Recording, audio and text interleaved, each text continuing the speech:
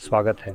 यह Samsung Galaxy A06 है और आज मैं आपको इस डिवाइस पर कुछ ट्विक्स और ट्रिक्स दिखाने वाला हूँ। मैं ये बताना चाहता हूँ कि इस डिवाइस में सैमसंग डिवाइसों की तुलना में सुविधाओं के मामले में बहुत कमी है। अधिकतर सैमसंग फ़ोन के विपरीत इसमें कई सुविधाएं गायब हैं जो आपको लगभग हर अन्य सैमसंग डिवाइस पर मिलती हैं। तो मेरी सूची यहाँ अपेक्षाकृत सरल और छोटी होगी क्योंकि इनमें से कुछ अच्छी सुविधाएं पूरी तरह से अनुपस्थित हैं।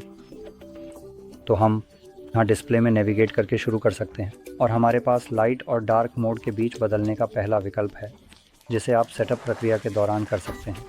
लेकिन यहाँ आपके पास डार्क मोड सेटिंग्स का विकल्प भी है जो आपको इन दोनों मोड्स के बीच एक शेड्यूल पर स्विच करने की अनुमति देता है। तो आप या तो सूर्यास्त से सूर्योदय तक या एक कस्टम शेड्यूल पर चुन सकते हैं और फिर डिवाइस स्वचालित रूप से इन दोनों मोड्स के बीच बदल जाएगा। यहाँ एक काफ़ी अच्छा विकल्प है। फिर अगर आप थोड़ा और नीचे स्क्रॉल करते हैं तो हमें नेविगेशन बार मिलता है। ये नीचे के बटनों का संदर्भ है। हमारे पास इशारे और बटन हैं। दुर्भाग्यवश ये कुछ ऐसा है जो कम से कम इस डिवाइस पर सेटअप प्रक्रिया के दौरान दिखाई नहीं दे रहा है।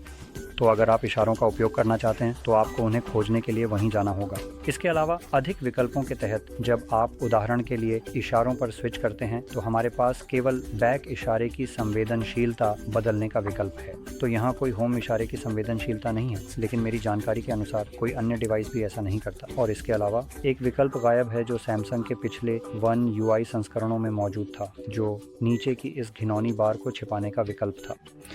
सैमसंग अपनी खराब कार्यान्वयन को ठीक नहीं कर सका, इसलिए उन्होंने इस फीचर को पूरी तरह से हटा दिया। इससे इसे पूरी तरह से छिपाने के लिए बजाय इसके कि वे वास्तव में समस्या को ठीक करें जो इसमें थी।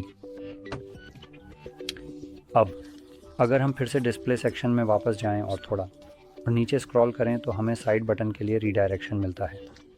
व्यक्तिगत रूप से मुझे साइड बटन का नाम पसंद नहीं है और मैं यह कहने वाला था कि आप बिक्सबी से बदल सकते हैं ताकि आप पावर बटन को वापस ला सकें, लेकिन ऐसा लगता है कि हमारे पास यहाँ केवल डबल प्रेस करने के विकल्प हैं, जिसका मतलब है कि हमारे पास साइड बटन सेटिंग्स और पावर बटन सही तरीके से काम कर रहे हैं।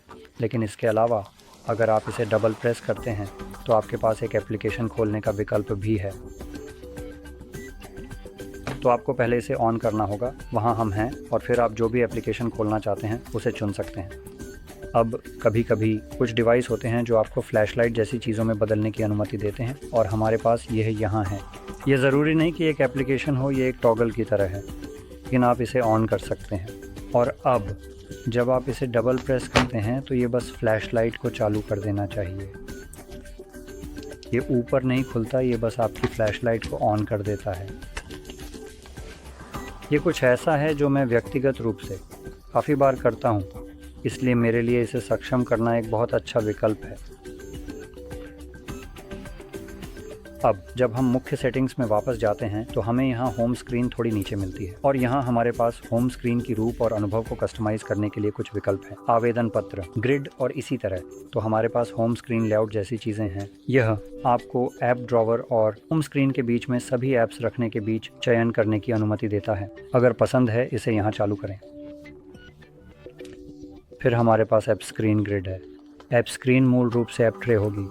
और तुमने वो क्यों बंद कर दिया? यहाँ हम हैं और यह एक महत्वपूर्ण क्षण है। पता नहीं क्यों पहली बार मैंने बस इसे बंद कर दिया, शायद इसीलिए कि मैं कुछ सोच रहा था और ये मेरे लिए एक नया अनुभव था। यह एक अनोखा अनुभव था और इसने मुझे सोचने पर मजबूर कर दिया। तो यहाँ आप देख सकते हैं डिफ़ॉल्ट रूप से इसे 4x6 पर सेट किया गया है। आप इसे 5x5 या 5x6 में बदल सकते हैं। तो ये बस एप्लीकेशनों को थोड़ा और निचोड़ता है और एक ही पृष्ठ पर अधिक ऐप्स को फिट करता है। अब यह ऐप स्क्रीन के लिए था यहाँ, और जैसा कि आपने देखा फोल्डर ग्रिड और होम स्क्रीन ग्रिड के लिए भी विकल्प भी हैं। फिर अगर हम थोड़ा और नीचे स्वाइप करते हैं तो हमारे पास कुछ अतिरिक्त चीज़ें हैं। अगर यहाँ कुछ दिलचस्प है तो हमारे पास ऐप आइकन बैज है। अगर आपको ये पसंद नहीं है तो आप इसे बंद कर सकते हैं।